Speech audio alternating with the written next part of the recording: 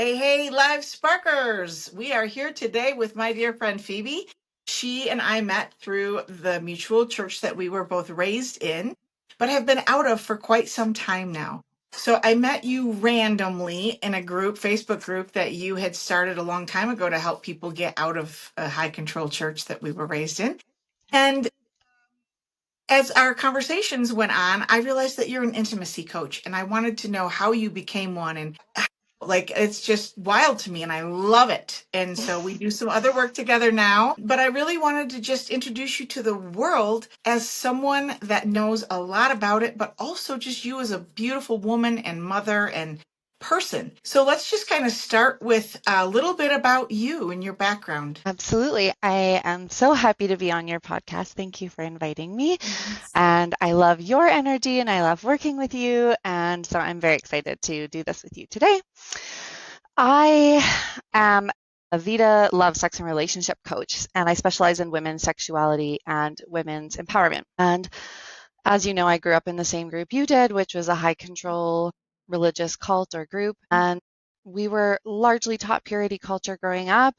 And that's kind of what I lived with. I did rebel with sexuality, I think, because it could happen behind closed doors and I Mhm. could still be the good girl. But I found a lot of kind of freedom and pleasure in sexuality. And it's just always been kind of an interest of mine, maybe because it was taboo or maybe just because that's who I am. I'm not really sure. Sometimes it's hard to know. And yeah, just as I got to know myself better, I wanted to explore this part of me deeper. And so I took this course in part to learn about my own sexuality and my own self, which was completely mind blowing as I went through the course, but also to help others because one of my values in life is to teach what I learn. And so I've been coaching on and off for a few years now through a couple of children. So there's been kind of more and less at different times, but I really love it and I'm really passionate about it. As it shows.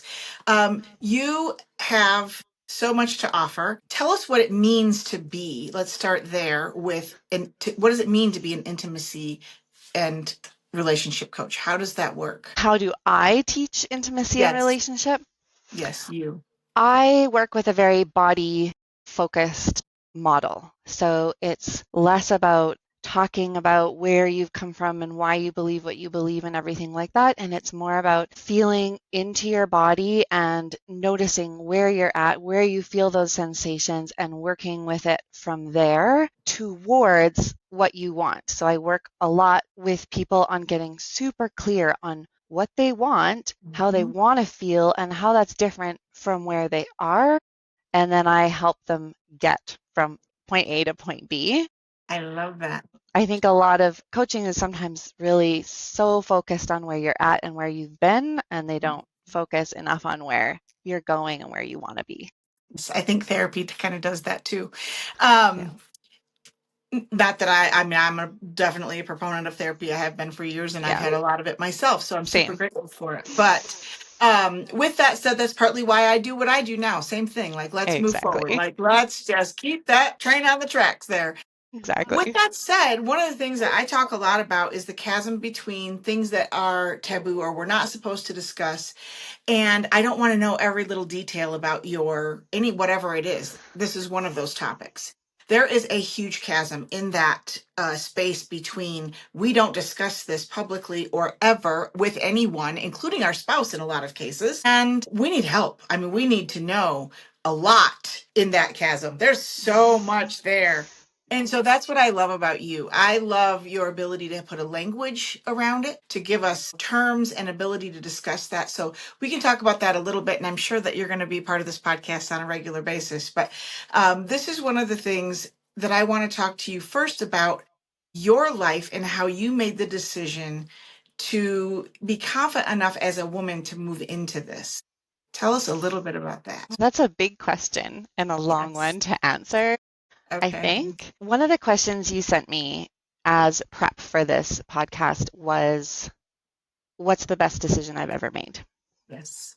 And this is going to tie in with your question, I promise. That's really what I want to know. So, kind of automatically, my thought was, oh, it was the decision to leave the group that we grew up in. I was Mhm. 28 when I left. So, it was a very conscious decision. Mhm.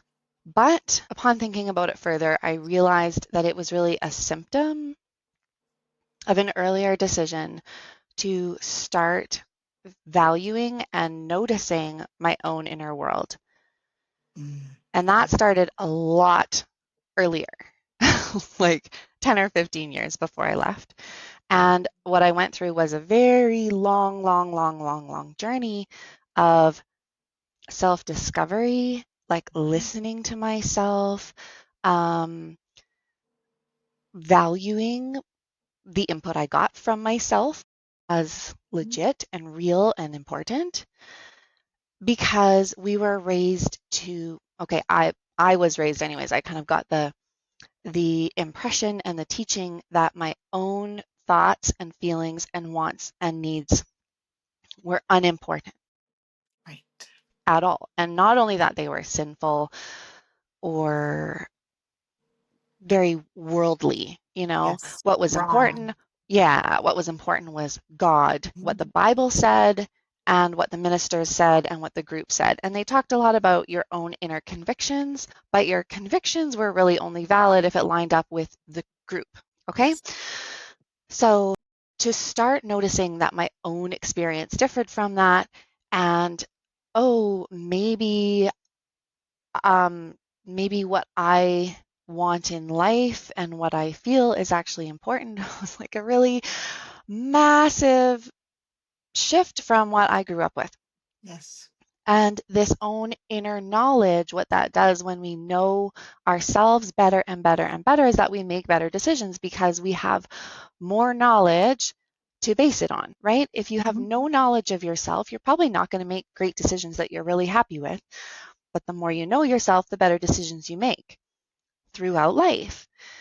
And so, as I got to know myself more and more, and I found more pleasure and more fulfillment from this self knowledge, not just sexually, but like when you start allowing yourself to feel pleasure and you start noticing bliss and you start being open to that, you notice it like everywhere in your life. And you start being able to accept and absorb the beauty from the sunset and this cool little leaf and the taste of coffee and petting your cat, and your whole life kind of starts exploding with pleasure because you're now able to absorb it. And that's kind of something that I learned along the way. And it ties in with something else another question you sent me too, but part of what gives me confidence in general in life is recognizing or believing that we're all human beings and we all struggle with like mostly kind of the same things, and we all want kind of all the same things. We all want to live a safe, fulfilling life. And Yes. so what gives me the confidence to speak about this and move into being a sexuality coach is believing that like everybody else is struggling with the same things that I struggled with. And why would I be so concerned what other people think if I know that they're somewhat like me? Yes. If that Yes. makes sense. It makes total sense. And especially coming out of it, I know that we were just raised so much in a society of worrying about whatever, it was all about the way you look and not at all about who you really were, how you really felt. And I think that Yeah. that is, for us, it was probably exponentially magnified. But I think that it's something that society does tend to do to people as they grow up.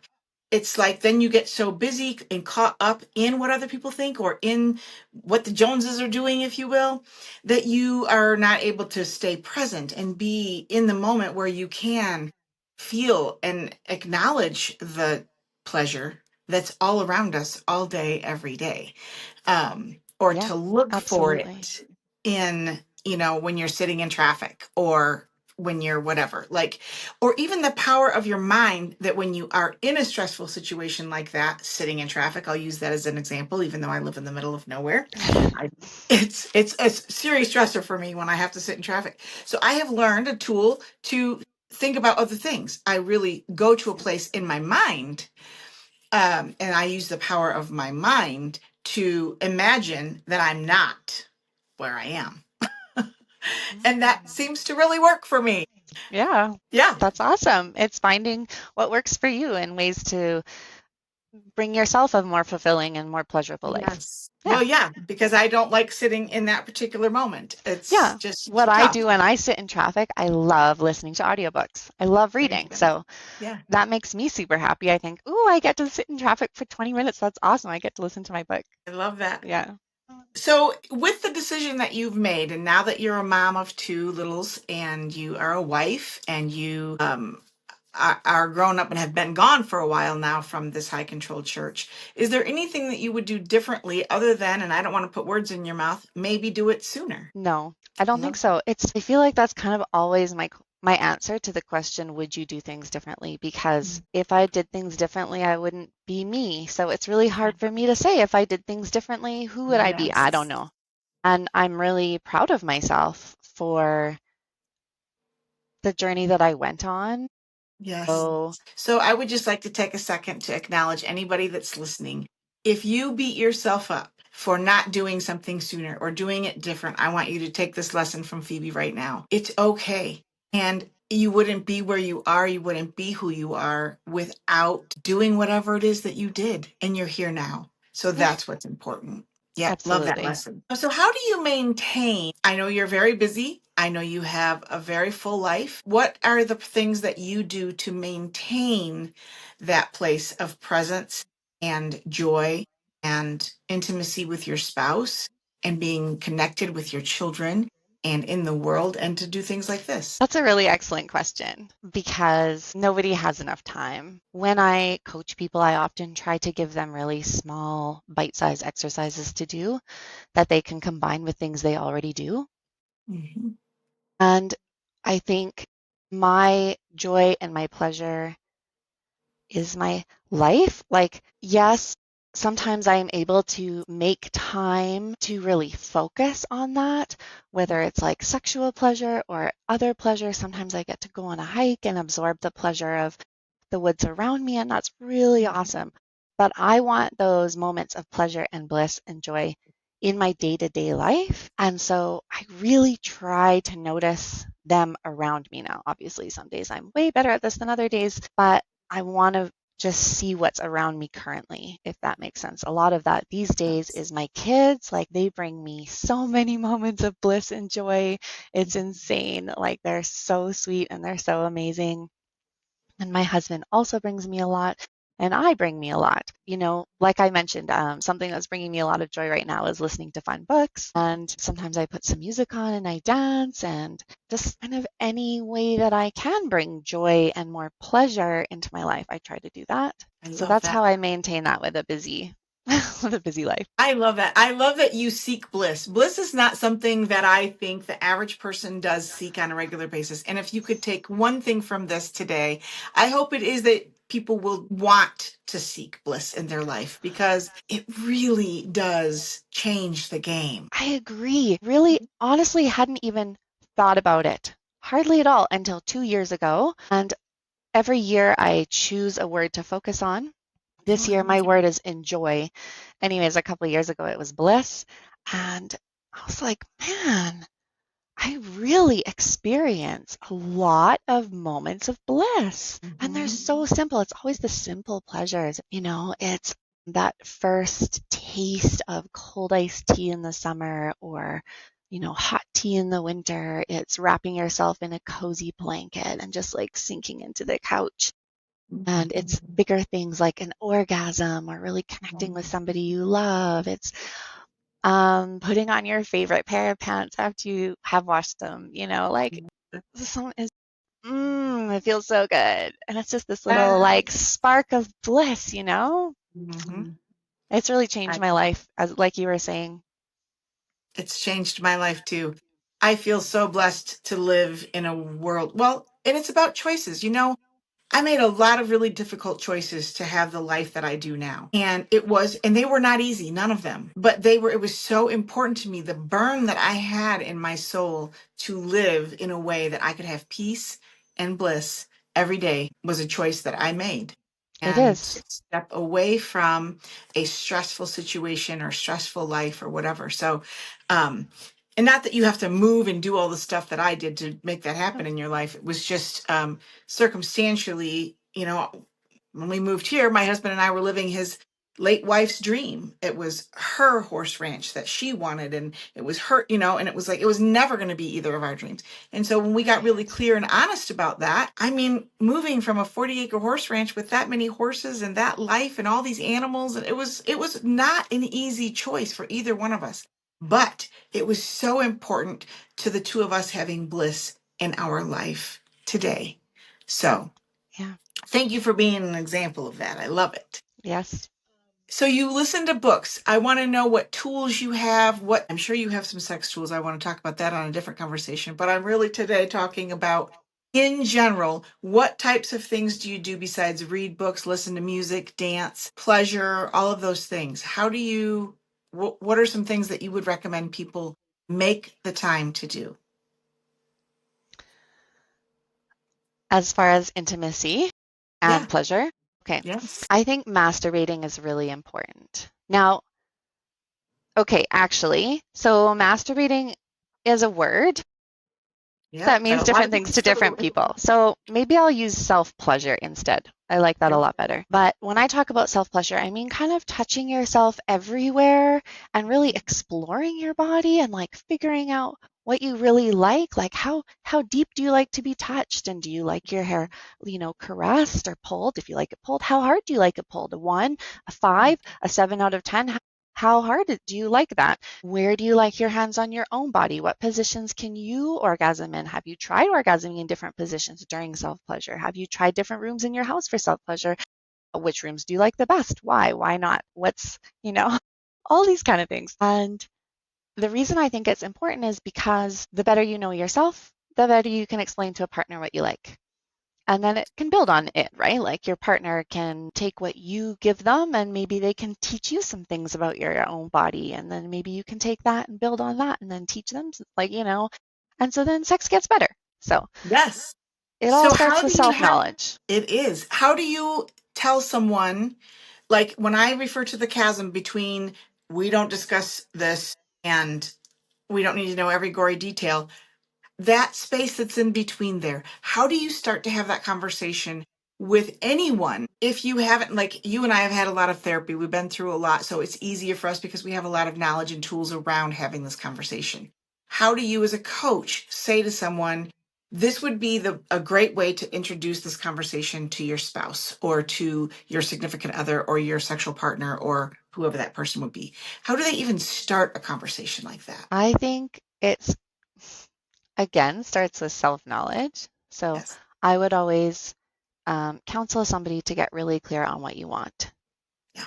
like first and foremost. So you don't want this. Like it's pretty easy for us to know what we don't want. Well, it can be Mhm. tricky too sometimes, but Right. like, what do you want? What do you want instead? How do you want to feel with your partner instead? What would you like your intimacy to look like? Why is that important to you? And to approach your partner being very clear on the kind of discussion that you want to have. If it's an awkward or uncomfortable conversation, you can put a time limit. I love time limits for conversations. So you can say, like, can we just discuss this for 10 minutes, 20 minutes, 30 minutes?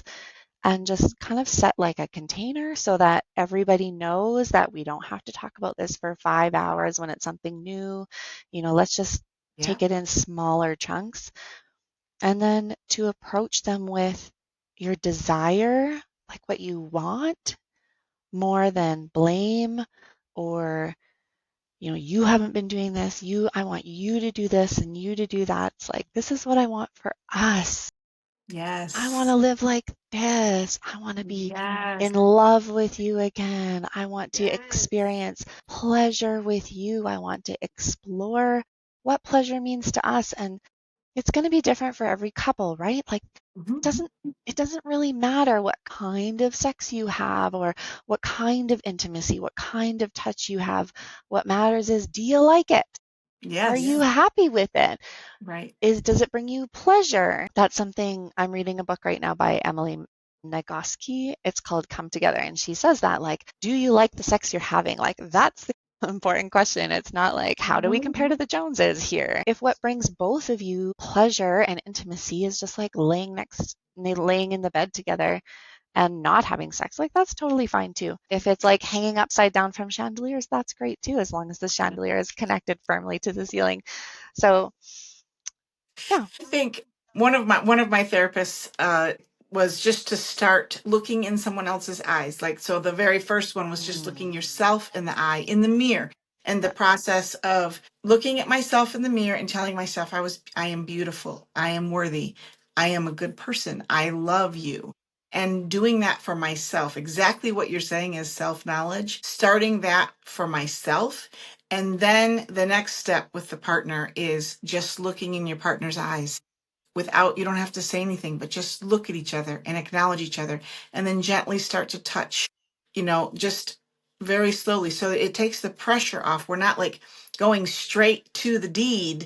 There's so much to intimacy in that chasm. Even if they're confident individuals, are they confident in their sexuality or confident in, being a partner to someone else? I really love that, and I totally agree. Like, if you're starting to reconnect physically with each other, something I really love is to take orgasm off the table. Like, we're not here to have an Agreed. orgasm.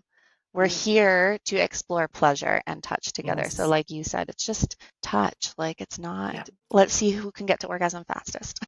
Yes. Because Or that who brings can a get lot of stuff and it? a lot of It's pressure. And pressure. Yes. the point is pleasure. Exactly, exactly. So, and really, part of the reason that I wanted to have this conversation is life is about balance. And I think that a lot of times women in general will say, oh, guys just want sex all the time. That's all they want. Or guys are so focused on it. Maybe they are or not, but there's a lot of myth around the focus that sexuality is in the differences between men and women specifically.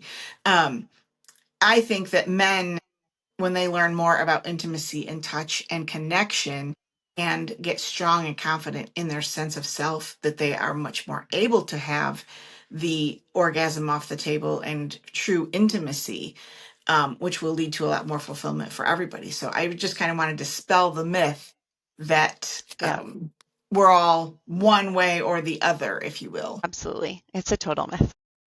It's a total myth. It's a total myth. Because I know a lot of women that are just as sexual or just as focused on it as men are. That is for sure. Yes. And a Yeah. lot of men are not as interested Right? in sex all the time as, we're Yes. made to believe. Yes, totally agree. And women, I think, have a lot more hormonal shifts throughout our lives. And, that's a whole nother conversation we can have at a different time, but it does definitely play into it. So Yeah, tell us what, absolutely. what you're working on and striving for now. Yes. So that was it. I found that's an interesting question. I am working right now on not working and striving.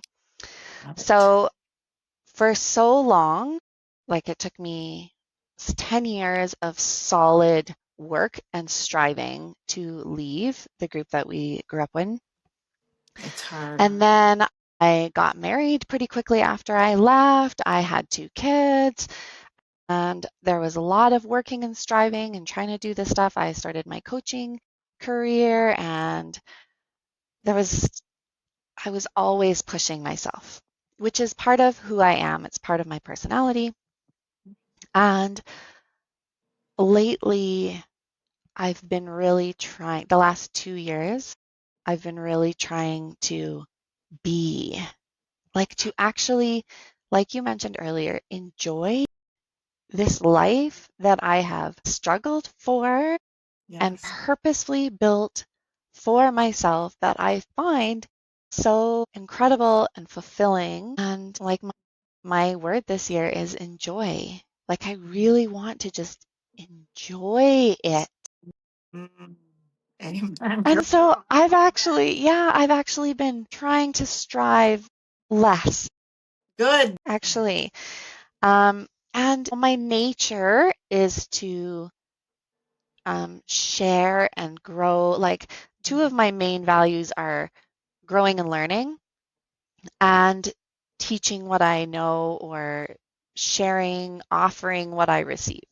So I still live those out in my life, Mhm. but I'm trying not to strive. And I know that it will come around again. Like when my daughter Yes. goes to school, I'll have more time and I will be striving again. And I'm looking forward to that. I love that. There's nothing wrong with striving. I just wanted to not strive for a little bit and really absorb it. I love Yeah. that.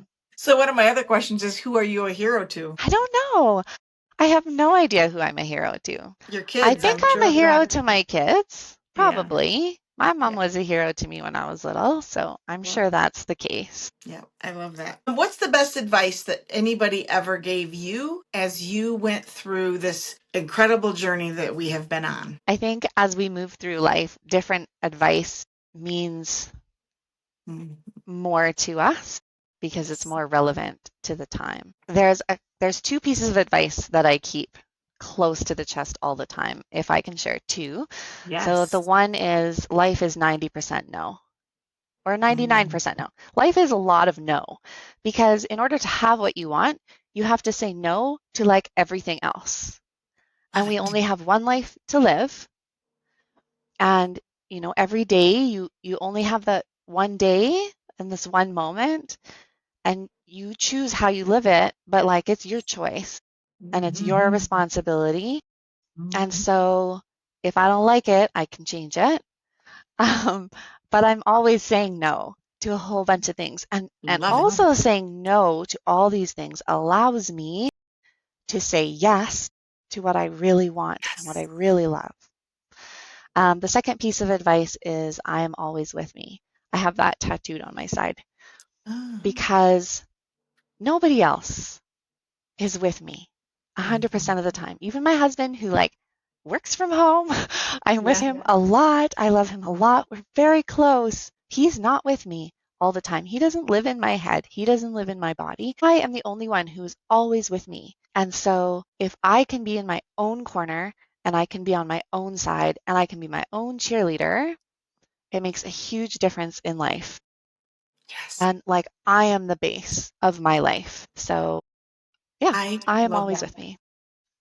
That is awesome. I say all the time, nobody's coming to save you. And I don't mean Yeah. that to be rude or mean. I'm literally just saying you have to decide that you no longer want to suffer. Yep. And you have to decide that you are important enough. And yeah, That's exactly it.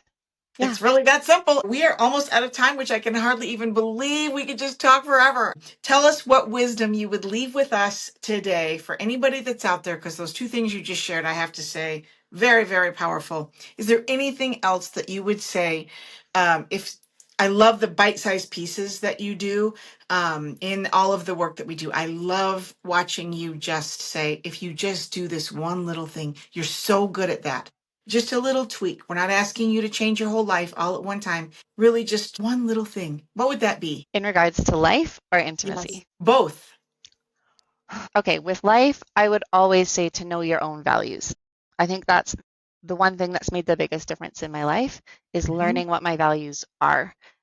They have shifted a little bit Hmm. since I kind of figured them out, but not Yeah. too much.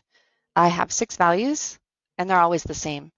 And like the same gist, I would say. Like I've kind of honed them over the years, but they're the Yeah. same. So when I have a decision to make, I run them by my values. Does this reflect my values? If something doesn't feel right, I think, yeah, it's because it doesn't line up with my values, and my values have guided me throughout life. Love With it.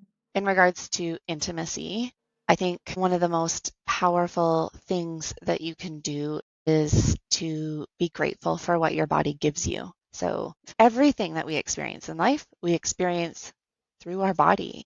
And it's Yes. your body, it's the only body you get in this lifetime. And it comes with challenges like you and I have discussed before. It comes with challenges, but Yes. it is your body. And so, one of the huge hacks that I give people for body criticism or self criticism is if you think, oh, my thighs have cellulite and they're fat or whatever, to think, my thighs are strong. like with my thighs, I can sit up, I can stand up, I can dance, I can run grab my kids if they're in trouble. I can like jump and dance and do these things. And with my arms, I can hug and I can, hold my hot cup of coffee and I can make wonderful food and I can be creative and I can push somebody away if I don't want them close. And it, like, my body is what allows me to experience life. And I'm so grateful for everything my body allows me to do. Mm, I love that. God, I love you too. You are just amazing. You are such an inspiration. And I just love the honesty and the 1000% that you bring to life. I know when I look forward to working with you or seeing you ever or interacting with you at any level, I know that you're going to meet me where I am. And that is such a gift. And I want to thank you for that. So we can go on and on. Good. And we do. But for today, let's just go ahead and just let everybody know Phoebe will definitely be back. She is a force. And if you are willing and able to let her help you in your life, I can absolutely promise you, you will not regret that. So have an amazing day, my dear. And Thank you. thank you so much for being here with us today. Thank you. And thank you for everything you do and all the light that you bring to this world as well. It's an honor.